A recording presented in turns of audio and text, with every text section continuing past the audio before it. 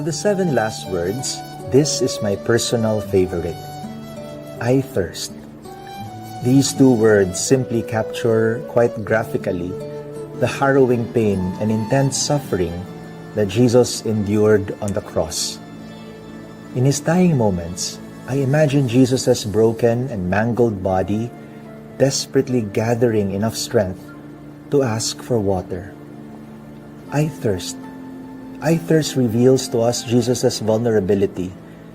He falls to the ground, he screams in pain, he bleeds, and now he thirsts. His crucifixion reveals the extent and depth to which Jesus has gone to give himself to me.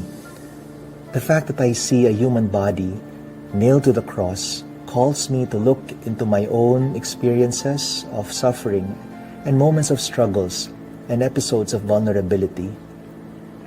When I suffer, I remember that because of the cross, I am intimately and powerfully linked to Christ. He too experienced being misunderstood and abandoned by friends, and he knows what it means to be alone, to be rejected, and to suffer at the hands of other people. It is ironic how Jesus, in earlier passages, refers to himself as the water of life, the spring of salvation. But when confronted by the woman by the well of Jacob in Samaria, Jesus told her, "Everyone who drinks of this water will thirst again, but whoever drinks of the water that I will give him shall never thirst. But the water that I will give him will become in him a well of water springing up to eternal life."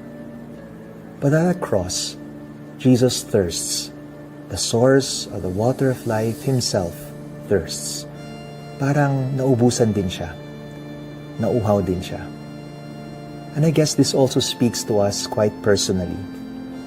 We've had our share of moments like these, especially during this pandemic, when we felt this emptiness eating us up gradually.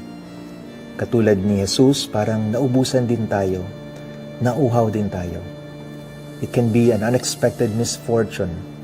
A loved one, once the epitome of good health, now his body shrunk and shriveled up by a terminal illness like cancer, or a bustling business suddenly gone bankrupt, or a beautiful relationship turned sour and even abusive. Kamakailan lang meron akong kaibigan na nagka-COVID ang nanay at humingi ng virtual Zoom blessing, and praying over kasi hindi ako makapasok sa ICU para makapag-anoint. At sa Zoom, mukhang payapa naman ang kanyang nanay at mukhang hindi naman naghihingalo. Ngunit kinabukasan, nakatanggap ako ng text na pumanaw na ang kanyang nanay. Ganun kabilis ang mga pangyayari. We've had our share of grappling with our many thirsts during this pandemic.